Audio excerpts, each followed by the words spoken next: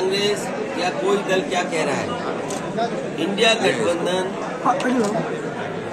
हम ही कंफ्यूज हो गए होंगे। इसका मतलब अगर हम उन मीटिंगों में बैठे हैं तो हम ही कंफ्यूज रहे होंगे। इसीलिए जिस व्यक्ति के बारे में आप बात कर रहे हैं, मुझे नहीं पता कि कांग्रेस पार्टी का कौन व्यक्ति इस तरह की बात कर रहा है। हमें तो ये लगा कि जब मध्य प्रदेश के मुख्यमंत्री जो रहे, पूर्व में कई बार मुख्यमंत्री रहे, वो रहे, उन्होंने मीटिंग बुलाई और पूछा समाजवादी पार्टी से। हमने अपनी पूरी परफॉर्मेंस बताई, किस समय पर समाजवादी पार्टी के विधायक कहाँ जीते हैं, कभी 1 जीते, कभी 2 जीते, कभी 5 जीते और किस जगह हम नंबर 2 पे रहे। पूरी चर्चा हुई और रात भर 1 बजे तक समाजवादी पार्टी के नेताओं को जगाया उन्होंने और बातचीत की, पूरे आंकड़े देखे और आश्वासन दिया कि हम 6 सीटों पर विचार करेंगे। लेकिन जब रिजल्ट आया, घोषित की गई सीटें, तो समाजवादी पार्टी शून्य रही। अगर ये मुझे पहले दिन पता होता कि विधानसभा स्तर पर कोई गठबंधन नहीं है इंडिया का, तो हम उसमें कभी मिलने नहीं जाती हमारी पार्टी के लोग, न अपनी हम सूची देते कांग्रेस के लोगों को, न कांग्रेस के लोगों का फोन उठाते। लेकिन अगर उन्होंने ये बात कही है कि गठबंधन नहीं है, तो हम स्वीकार करते हैं गठबंधन नहीं है। और गठबंधन अगर केवल उत्तर प्रदेश में केंद्र के लिए होगा तो उस समय विचार किया जाएगा और जैसा व्यवहार होगा समाजवादी पार्टी के साथ, वैसा ही व्यवहार उनको देखने को मिलेगा यहाँ पर। सर, उन्होंने कहा कि हमने घोषी में समर्थन किया और ऐसा रहा। किस नेता के बारे में बात कर रहा हूँ? ये कांग्रेस के कौन नेता है? उनके प्रदेश अध्यक्ष कह रहे हैं। देखिए, प्रदेश अध्यक्ष की कोई हैसियत नहीं है। न वो पटना की मीटिंग में थे, न वो जाकर के मुंबई की मीटिंग में थे। इंडिया के बारे में क्या जानते हैं वो गठबंधन के बारे में? उनकी क्या हैसियत है जो बोल रहे हैं इस तरह की बात? इजराइल और गाजा की युद्ध, उनसे पूछिए रात को 1 बजे तक क्यों उनके मुख्यमंत्री कमलनाथ जी ने बैठाया, क्यों उनके पूर्व मुख्यमंत्री दिग्विजय सिंह जी ने बैठाया? वो क्या उनके मुख्यमंत्री नहीं है क्या उनके प्रदेश के? अगर वो मुख्यमंत्री नहीं थे तो इस तरह की भाषा नहीं बोलनी चाहिए उनको। और इसका मतलब ये हुआ कि आप दूसरे दलों को बेवकूफ बना रहे हैं आप बैठा कर। मायावती जी ने कहा है कि इजराइल और गाजा युद्ध से सबकी अर्थव्यवस्था पे बीजेपी से मिले हुए लोग हैं, ये कांग्रेस के लोग बीजेपी से मिले हुए लोग हैं। तो आगे की अभी क्या रणनीति? ये जो बीजेपी से मिले हुए, देखिए अगर मुझे पता होता कि गठबंधन प्रदेश स्तर पे नहीं है तो मैं समाजवादी पार्टी के नेताओं को दिग्विजय सिंह जी के पास नहीं भेजता।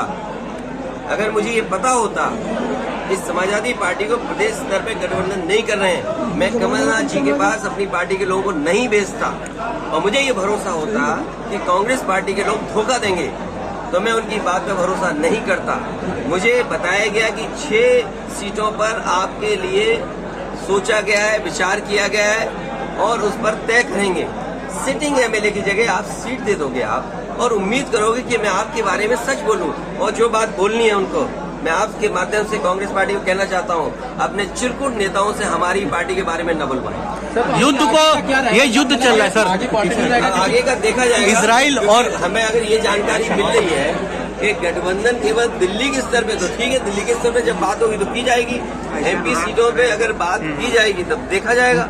अगर मुझे ये पता होता कि प्रदेश स्तर पे लीड मत कीजिएगा, बिल्कुल वो नहीं है, हमने स्वीकार कर लिया, इसीलिए हमने अपने पार्टी के टिकट घोषित कर दिए। इसमें क्या गलत किया है? इसलिए मैं कह रहा हूँ कि आप लोग भी ऐसे छोटे नेता जो कांग्रेस के हैं, और मैं कांग्रेस पार्टी के बड़े नेताओं से यही अपील करूंगा, निवेदन करूंगा कि अपने छोटे नेताओं से इस तरह के स्टेटमेंट मत दिलवाइए। मायावती जी ने कहा युद्ध से हमारे सभी देशों के वो हालात खराब होते हैं और वॉर के पक्ष में कोई नहीं है। और प्रदेश में बड़े सवाल है धान खरीद का।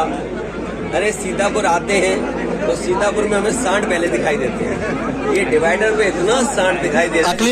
अखिलेश जी शाहजहांपुर जा रहे आजम खान साहब से धान खड़ा हुआ है खेतों में, शाहजहांपुर जा रहे आजम खान साहब से मिलेंगे खेतों में। क्या धान खरीदने का अभी तक इंतजाम किया है? क्या धान खरीदने की कोई तैयारी की है? आप बताइए, सीतापुर में अगर एक भी धान केंद्र किसानों को खरीद रहा हो धान तो बताएं हमें आप। शाहजहांपुर जा रहे हैं, आगे रामपुर में आजम खान साहब से मिलने जाएंगे। हम पर छोड़िए, हमारी पार्टी पर छोड़िए, अब ये बातें क्यों पूछते हो, कौन किससे उनसे हमारा संपर्क है, लगातार बातचीत हुई है। वो हमारी पार्टी और हमारा परिवार है, हमें फैसला लेने दो क्या करना। इसमें राजनीति मत ढूंढिए, इसमें भी बीजेपी के आप एजेंट मत बनिए। सर 16 तारीख को आप देवरिया गए थे, देवरिया मामले वहाँ पत्रकारों को पीटा गया, उसके बारे में आप क्या कह रहे हैं? हमें दुख है कि बीजेपी के लोग सबको पीट रहे हैं। सर बहुत बुरी तरीके से दौड़ा के मारा गया। दुख है इस बात का कि बीजेपी अगर पत्रकार सही लिखते हैं, अगर पत्रकार सही लिखते हैं तो पत्रकारों के खिलाफ भी जांच हो जाएगी, कार्रवाई हो जाएगी। और आप में से बहुत सारे ऐसे साथी हैं जो इस चीज को फेस कर चुके हैं। सर शिविर की शुरुआत हो रही है, सच्चाई दिखाना चाहते हैं, उन्हें पुलिस कहती है कि हम यही मैं कह रहा हूँ कि अब तो यूट्यूब पे पाबंदी लगा देंगे, इसलिए यूट्यूबर्स भी बड़े सावधान हैं। 24 हमने अब तक 20 लाख से ज्यादा जो वीडियो का डेटा है हमने डिलीट किया है। गूगल ने अपना डेटा भारत सरकार को बताया कि जो गाइडलाइन के हिसाब से नहीं था। वो ठीक बात है, वो एक अलग विषय है। समय आने पर आर्टिफिशियल इंटेलिजेंस, जिन पे पैसे संसाधन हैं, जो टेक्नोलॉजी को इस्तेमाल कर सकते हैं, वो अच्छाई और बुराई दोनों के लिए इस्तेमाल करेंगे। सोशल मीडिया एक्टिविस्ट का कहना यह है कि जो चीजें क्रिटिसिज्म हो रहा है उसको खाली शैडो बैन किया जा रहा है। तो क्या लगता है गवर्नमेंट अब इसको भी एज अ टूल यूज कर रही है?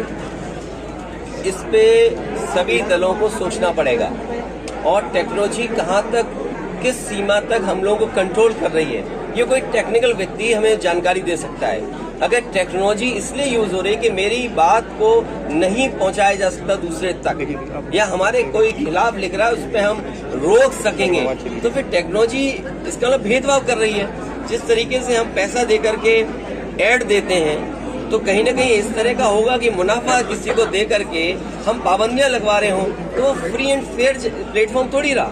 हम अपने विचार अगर देना चाहें, हमारे विचार निष्पक्ष हों, उस पर भी अगर पाबंदी लग जाएगी तो वो प्लेटफॉर्म कॉमन प्लेटफॉर्म नहीं हुआ ना सबके लिए। सर 24 में क्या स्टैंड रहेगा? 24 में समाजवादी पार्टी बीजेपी का मुकाबला कर रही है और बीजेपी को हराएंगे।